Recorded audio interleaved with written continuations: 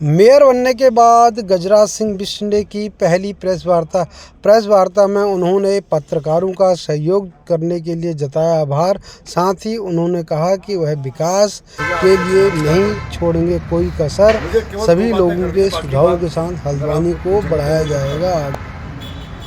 एक तो आप सबका धन्यवाद मुझे करना है कि आपने बहुत अतुलनीय सहयोग मुझे आप सबने दिया, और चुनाव के बीच में मैं बहुत ज़्यादा आप लोगों से बातचीत भी नहीं कर पाया और कई लोगों को मैं फ़ोन भी नहीं कर पाया, लेकिन उसके बाद भी जो आपका स्नेह, प्रेम, आशीर्वाद, सहयोग जो मुझे मिला, मैं समझता हूँ कि वो मेरे जो 30-35 साल का सामाजिक जीवन है उसकी धरोहर मैं समझता हूँ। उसका प्रतिफल जो आपने मुझे दिया उसके लिए मैं आपका आभारी हूँ, धन्यवाद आपको करता हूँ। आपके माध्यम से इस उत्तराखंड की जनता का भी मैं धन्यवाद करता हूँ, इसलिए कि केवल हल्द्वानी नगर निगम की जनता ही नहीं, जो उत्तराखंड के लोग हैं, बहुत सारे मुझे भी फ़ोन कर रहे थे, अपने इष्ट मित्रों को भी फ़ोन कर रहे थे। और ये जो चुनाव था, ये जनता का चुनाव था, जनता ने अपना निर्णय दिया और सब लोग, अगर आप बातचीत करेंगे तो बहुत सारे लोगों से मेरी बातचीत हो ही नहीं पाई, यानी मैं निवेदन भी नहीं कर पाया, लेकिन उसके बाद भी कई लोग अपने मन से मेरे लिए लगे रहे।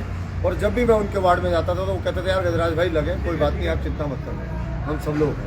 मैं उनसे क्षमा भी चाहता था, यार मैं बात नहीं कर पाया दोस्तों, बोले नहीं कोई बात नहीं, हम लगे हैं आपके लिए, आप चिंता मत करो, हम आपके साथ हैं। और मैं समझता हूँ कि 10% ऐसे लोग भी मुझे मिले जो शहर में रहते थे, जिनको मैं नहीं जानता था, और उनका जब मैं भ्रमण के दौरान गया तब पहली बार उनसे मेरा साक्षात्कार हुआ। तो मैंने उनसे भी कहा कि आप लोग लगे, आपका बहुत धन्यवाद। तो उन्होंने एक ही बात कही, उन्होंने कहा कि गजराज भाई, हम आपके हमारा परिचय न हो, लेकिन हम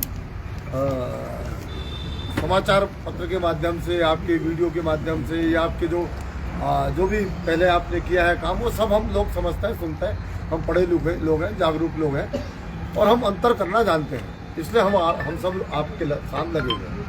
तो उनका भी मैं दिल की गहराइयों से आभार व्यक्त करता हूँ। मैं अपने प्रदेश नेतृत्व का, राष्ट्रीय नेतृत्व का, आदरणीय मुख्यमंत्री धामी जी का, आदरणीय प्रदेश अध्यक्ष जी का,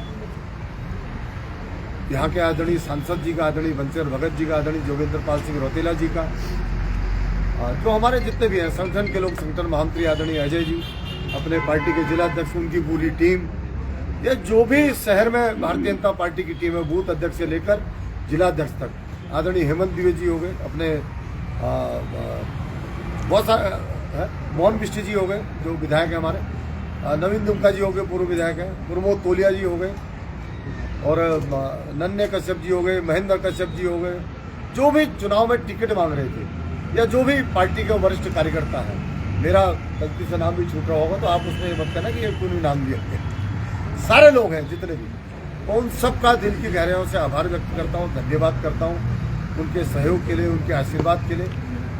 कि मुझ जैसे, मैं क्योंकि परिवार में अकेला हूँ, मेरे चचा ताऊ वगैरह कोई ऐसा नहीं कि जो मेरे साथ पॉलिटिक्स में हो, या मेरे बड़े भाई माता पिता है नहीं, तो कोई है नहीं, तो मुझे लगता है कि उस परिवार की भी कमी मुझे महसूस नहीं हुई। और भारतीय जनता पार्टी परिवार ने मुझे इस तरीके से चुनाव लड़ा कि जैसे मैं उनका घर का बेटा हूँ, उनके घर का बच्चा हूँ। तो मैं अपनी पार्टी का, अपने सभी नेताओं का हार्दिक आभार व्यक्त करता हूँ, धन्यवाद करता हूँ कि उन सब ने मुझे यहाँ पर चुनाव लड़ाया। और विशेष रूप से माननीय मुख्यमंत्री जी का धन्यवाद करता हूं कि वो मेरे चुनाव में यहाँ पर आए, उन्होंने मेरे पक्ष में रैली की, और उसी दिन से मुझे लगता कि माहौल भी बहुत बढ़िया इस शहर के अंदर हो गया। वो सभी युवा पीढ़ी, मैं आप सबके सामने झूठ नहीं बोलूँगा, उनमें से मुझे 70% लड़कों के नाम भी पता नहीं वो कौन क्या नाम है उनका, लेकिन कम से कम 1000 युवा इस पूरे चुनाव में, मैं कल कहीं पर भाषण दे रहा था, वहाँ पर मैंने कहा भी कि मुझे अब पता चला कि श्री राम भगवान वानरों की सेना को साथ क्यों चढ़ाई की उन्होंने। और वो लगभग 20 से 30 साल के जो युवा थे, लगभग 1000 युवा, मैं जहाँ भी जाता था, मैं जाते 5-10 लोग थे, लेकिन वो पीछे से जुड़ जाते थे, ना उनका मुझे नाम, ना उनका पता, कुछ नहीं पता, लेकिन नहीं गजराज दाजू हम आपके साथ हैं, गजराज दाजू हम आपके साथ। ये जो एक जो लगता है, जो प्रेम और स्नेह मुझे इस हल्द्वानी शहर में मिला है, मैं समझता हूँ कि ये ईश्वरीय देन है। ईश्वर की देन है। और मैं सबका हृदय से आभारी हूँ, धन्यवाद करता हूँ, विशेष रूप से अपनी मातृशक्ति का, जिन्होंने मुझे एक मेरी माँ नहीं है लेकिन हजारों माँओं ने इस हल्द्वानी शहर में मुझे सम्मान दिया, प्यार दिया, स्नेह दिया, सहयोग दिया। उनके लिए भी मैं आभार व्यक्त करता हूँ, उनका भी धन्यवाद व्यक्त करता हूँ। और आप सबका जो भी इस चुनाव में, इस लोकतंत्र में जिसने भी मत दिया, वो चाहे मुझे दिया हो, चाहे कांग्रेस को दिया या किसी निर्दलीय को मत दिया है, मैं उनका भी आभार व्यक्त करता हूँ कि उन्होंने लोकतंत्र के इस पावन पर्व में भाग लिया और अपने मताधिकार का प्रयोग किया। जिन लोगों के मत निरस्त भी हो गए, मैं उनको भी धन्यवाद करता हूं, क्योंकि वो कम से कम बूथ तक आए और लोकतंत्र का उन्होंने सम्मान रखा। जितने भी व्यक्ति थे, यानी 1,58,400 को जो वोट पड़े हैं, हाँ, लगभग इतने मतदाताओं ने अपने मत का प्रयोग किया। मैं उन सबका आभार व्यक्त करता हूँ कि उन्होंने लोकतंत्र के सम्मान रखा, लोकतंत्र को जीवित रखा। मैं आपके माध्यम से उन सभी मतदाताओं का आभार व्यक्त करता हूँ, धन्यवाद करता हूँ। मुझे आज केवल इतना ही कहना, अगर आपको कुछ पूछना हो तो वो पूछ सकते।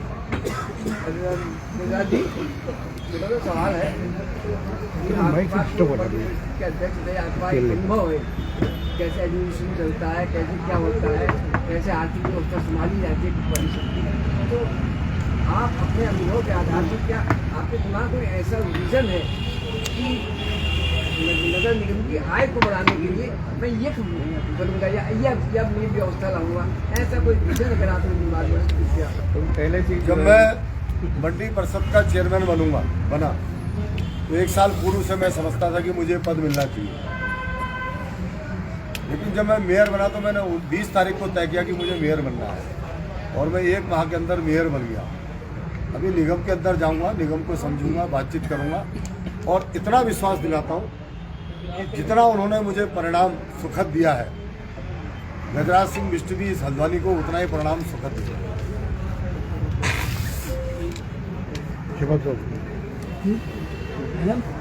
शपथ कब होगी सर? शपथ अब शासन तय करेंगे, जिस दिन तय करेगा उस दिन ले लेंगे। कोर्ट का होगा सर, कोर्ट के ऑर्डर से मुझे जानकारी, मेरे को तो जो हमारी MNA उनका पावर आ जाएंगी ना, शपथ लेते ही पावर आ होता है कि किस दिन होना है, पावर नहीं देनी है, पावर और किसी को पूछना हो तो बताइए। हेलो, शहर के विकास के लिए कोई प्लानिंग है, कोई बड़ी चीजें सोच रखी हो? कोई प्लानिंग हम अपने भाषणों में कर रहे हैं लगातार, जो हमने वादे किए हैं, ये हल्द्वानी की जनता समझे कि हम उन वादों को पूरा करेंगे। हम बेहतर से बेहतरीन हल्द्वानी बनाने के लिए, विकसित हल्द्वानी बनाने के लिए, प्रगतिशील हल्द्वानी बनाने के लिए और सुरक्षित हल्द्वानी बनाने के लिए सारे काम करेंगे। जैसे हल्द्वानी में एक बड़ी लंबे समय की डिमांड है बस अड्डे की। बस अड्डा एक काठगोदाम में बन रहा, दूसरा भी बनेगा। सिटी बस अड्डा का हमारा 1 महीने के अंदर, मुझे 1-2 महीने के अंदर टेंडर हो जाएगा, जो सिटी बस अड्डा बनेगा वो बना रहे हैं। सर, ठेले पर फॉलोइंग मांग है वेंडर जोन की, बहुत लंबे समय से है वेंडर जोन को लेकर। तो ठेले वालों का कहना है कि हमको व्यापार करने के उचित जगह नहीं मिली है, उस ओर कदम उठाया जाएगा। चिंता न करिए, गजराज भाई आ गए।